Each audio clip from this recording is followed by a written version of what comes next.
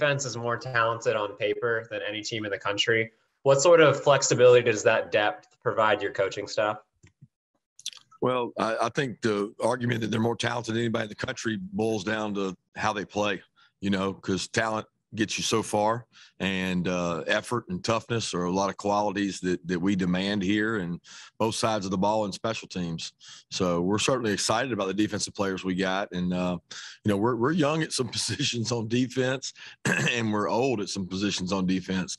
It seems in my years of coaching, that you have one or the other. I've been through some really experienced teams in the secondary, been through some really experienced front teams. And this team has a lot of experience in the front and probably not as much in the secondary, but each year it's different. But this group's been fun to coach because they come to work every day. They've never really concerned themselves with outcomes and results. They've really just enjoyed working. They like to practice. They like being around each other. So I enjoy being around them. They've made it a joy to coach them. And it's not every year you get to coach a group like this. So we've certainly been excited. I think Dan and the defensive staff have done a tremendous job with those guys. The next question comes from Chip Towers. Go ahead, Chip. Coach, good to see you. How much of an issue has COVID safety and protocol been, in your preparations? Is it something that you're spending a lot of time logistically dealing with? And then, obviously, has it affected your roster availability from players? I think it's just across the country as a whole, it's obviously you turn on the national news, it's the lead-in story.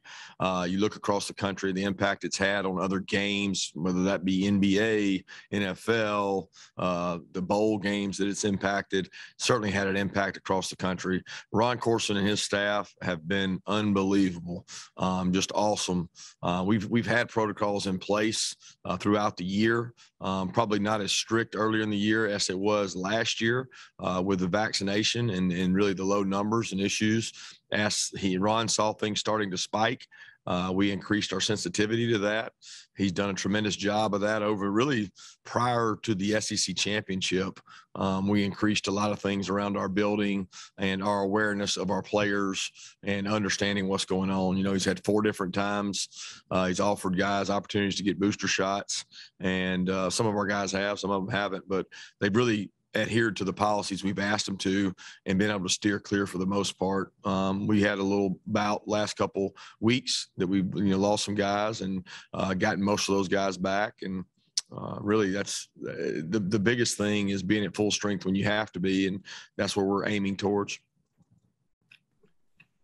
And next question for Seth Emerson. Go ahead, Seth. Hey, Kirby. 4 years ago when you all were in the CFP, it was coming off of SEC championship win. It was new. There was all this energy, excitement, enthusiasm. This time around, coming off a loss. How is it different? Is it good? Is it bad, you think? Oh no, it's being a CFP is where you want to be. All the tactical motivation techniques you have for whether it's Texas, Baylor, or Cincinnati in one of the New Year's Six bowls certainly creates a different kind of energy than this. This being in the CFP is, we really, when you pan the room, I think we've got, I don't know exactly how many, but 2 or 3 guys that can even remember being in that CFP and know what that was like. And when you look at those guys, they embrace that. They've been hungry for that opportunity. So I think every player, that's what you set out to do. So there's been no downside to that. The time in between is really the same, right? So the time between games is relatively the same that we would have regardless of what game we were in. The fact that you're in the playoff, it makes the practices so much more energetic, the work ethic so much better. And, coming off the loss of the SEC championship, certainly disappointed, but it was also a little bit of an awakening for our guys of where are the brutal truths and how can we work on those. And you grow probably the most you grow in a year after a loss, and things are made a lot more relevant to you when you have those. And next question's from Mark Schlabach. Go ahead, Mark.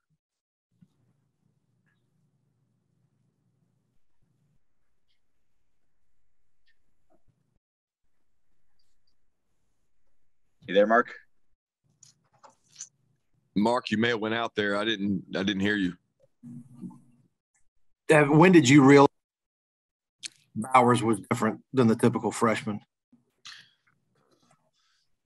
Early on. I mean, he came, when we recruited him, I thought he was different than typical freshman. I mean, this is a guy that would put his phone up and go run up a mountain or a hill out in Napa and sprint up the hill and back then down the hill and send video of it. So like he was wired differently. During COVID, we would challenge recruits to send us video of them working out, and he embraced that. Like he worked out every day. He competed every day. He sent video of going to throwing sessions with friends, and you knew right away this guy had some great one-step quickness. I mean, played tailback in high school, could hand him the ball, and he could do special things with it. So when you combine good size, speed with great work ethic, you tend to get a good player. But we felt pretty good that he was a special player while we were recruiting him. And then during the spring, he made some flash plays that we knew he was going to be a good player.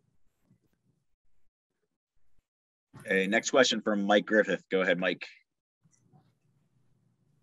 Yeah, Kirby, when the quarterbacks come up, you likened it to other positions as far as the competitions. But is it different when it comes to making a substitution at that position just because of the gravity, as you've mentioned, the rhythm? Are coaches maybe more reluctant to make a change there than they would at safety or right guard because of that team rhythm or the styles of the quarterbacks? I think it's hard to say. I think it's all based on the situation in the game, the things you discussed prior to what's going on in the game, how has practice gone during the week and previous weeks. It's certainly something that we talk about as a staff. But, yeah, it's different than other positions when it comes to making that decision for your whole team. And certainly that guy is the face and the leader of the team and gets the most reps. But it's something that the offensive staff and ourselves, we talk about a lot. But I'll be honest with you, I've been really confident in Stetson, now. I'm confident in JT. And I thought Coach Monken did a great job addressing some of that yesterday. And we've got confidence in all our quarterbacks. Okay, next question from Ralph Russo. Go ahead, Ralph. Hey, Kirby, you had mentioned your really talented tight end. And I just wanted to ask about sort of as a defensive guy dealing with these types of players who have become more prominent in offenses. What are the challenges to defenses when, Michigan's going to be like this too. They use their tight ends a lot. What are maybe the unique challenges to defense of dealing with these type of athletes being used in these types of ways? Yeah. Size, speed, matchups. You got to be careful. You can't put a little guy on a size speed guy. He can get overpowered, overmatched. You've got to have the personnel to match the offensive personnel. I don't care if that's 5 wides or if that's 14 personnel and they've got, a back and 4 tight ends in there. I mean, everybody can control the matchups they want to try to emphasize to what the strength of their team is. And Michigan does a tremendous job of utilizing those tight ends. So they're easier to use in play action. They're good matchups for intermediate routes. They're really good for the play action game off of wheels, off block and release. They do a tremendous job of that. And I think both these teams utilize their tight end skill sets really well. And next question from Andrea Adelson. Go ahead, Andrea. Kirby, can you just describe the challenge of facing not only Aiden Hutchinson, but also David Ajabo and the way those two feed off of each other and have been a nightmare for some other offenses to have to slow down this season? Yeah, the first thing you have to do is match their intensity. Regardless of the talent they have, the strain, the desire, the want to leaks through on the film. And you talk to people that have played them. It's one of the first things they talk about is, man, we didn't take into account how hard they played, how much effort, how much want to, how much desire. And that has to come from within. That doesn't come from a star that was given to you out of high school. That doesn't come from a reputation you got. That comes from like within win? What do you have inside you? What stamina do you have in the fourth quarter to pass pro or run block, whatever it requires in the fourth quarter, to outwork the player, outstrain the player in front of you? And those two guys just are tremendous. You can tell they push each other. They go against a really good offensive line every day in practice. Those guys are really big competitors, and they're a huge challenge for our offensive line. You know, our offensive line embraces challenges like this. They want these opportunities. It's what you come to college to go play against is the best in the country, whether that's the best in the country at red run defense or best in the country at rushing the passer. You want to play against the best. You want to be measured against the best, and that's what the playoffs allow you to do. Next question's for Dennis Dodd. Go ahead, Dennis. Hey, Kirby. One question is, do you have any COVID issues right now? And then unrelated to that, is there a plan for how much JT plays? I think the first question, do we have COVID issues right now? We really don't address COVID. I mean, we don't talk about it with our guys, and we don't talk about it publicly. It's kind of been our rule all along that we have. So not a lot to address there in terms of talking about it, because we don't share that information out.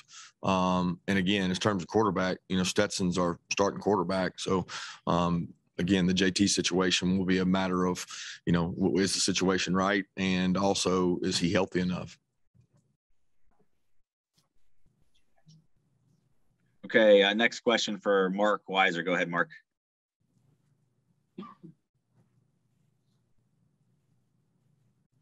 Hey, good morning, Kirby. How different is this experience at the Bowl for your players and coaches compared to the Rose Bowl due to COVID-19 concerns? And regarding Daniels, you mentioned how healthy he is. Is there any rustiness as he gets back on the practice field? I'm not understanding your question, Mark. I really didn't understand the two parts there. They're separate. I was just trying to cram them in together. I was asking just the experience this time versus the last CFP, just because, you know, limitations, watching out for your guys with COVID is the first part. And the other part was just with, you know, Daniels on the practice field. Is there rustiness for him? Yeah, first part I'll address. Second part really is not a lot to address there, but when it comes to COVID, the players have been able to do the outings. CFP has made it very safe for them to do that. I think probably the worst thing you could do would be have these kids come to a hotel and just be in the hotel for 4 days and not move and not do anything. So they've made it safe for our players to be able to function. And as a matter of fact, being outside probably helps them more than anything else, as long as they're in a safe environment and not around crowds of people they don't know. So for the most part, our guys have done a tremendous job. They've done what we've asked them to do. And to be honest with you, the Orange Bowl staff has made it seamless. I mean, you know, I don't remember a lot about the Rose Bowl, but where we stayed, I don't think we ever left the hotel. We didn't go out and do a lot. And we did, I think, went to an amusement park maybe, and we haven't done that here. But we've had a tremendous time so far, and spent a lot of our time preparing, you know, and locked in and focused. That's the most important thing is, you know, how are we preparing for Michigan, and are our guys building to a point of being ready to play at 7:30? All right, we'll take two more questions here. Next question is from Jake Rowe. Go ahead, Jake. Hey, Kirby. Excuse me. I just want to ask you, in terms of you know, Chris Smith, Jamari Sawyer, what have you seen from those guys in bowl prep? And I know those two were really battling it there at the end of the regular season, but have they improved? And how ready do you think they are to go to play in this game on Friday? Yeah, I think both those guys are healthy. They were fighting to get back and weren't able to do much there the weeks, you know, after Georgia Tech, leading up to Georgia Tech, and then going into the SEC championship. There weren't a lot of practice reps for them trying to recover. They've had, you know, a week off before we started back, and then they've had some good practices build up. And then, you know, the benefit they got was a little bit of recovery time there for 2 days from the time we left for Christmas, and then coming back and starting again. So both those guys, they work hard. They're in the training room. They do what you ask. It's very important to them. So they do the rehab necessary to be as healthy as possible. There's really no way in the middle of a season, even with this break, to get 100%. But at the end of the day, these guys are fighters. They're two of our leaders on our team, and they fought back. We've had to be smart with the number of reps we give them. The last question for Coach comes from Anthony Dasher. Go ahead, Anthony. Hey, Coach, can't get away about one more quarterback question. I guess the one I get from a lot of people is from folks who don't understand, why the current starter was not the best option to start the season, but is now. Is that something you can kind of shed some light on what you guys were thinking at the time? Yeah, we play every game independent of the previous, and we do what we have to do to put the best players out there in a position to win the game. Every decision we make as coaches is to give our team the best opportunity to win the game. We sit down as a staff and talk about it, and we had those talks throughout the year. And I think Stetson's played at a high level, done a really good job with our offense. He has not played perfect by no means, but he's played well. And it's a decision that we make as coaching staff. And for whatever reason, there's fans that may not agree with it. They may agree with it. Media may not agree with it, may agree with it. Our team understands that we're going to give our team the best opportunity to win. And we feel like Stetson does that. And that's not to knock on JT. That's the part that's so sad about this, is that you guys want to ask us as coaches questions. I want to answer them as honest as possible. But the hardest thing is every time you ask a question, you drive the comparison home. And really at the end of the day, they're both different quarterbacks and they're both good in their own right. And I think we've got 4 quarterbacks capable of winning big here at the University of Georgia, and Stetson's our quarterback right now.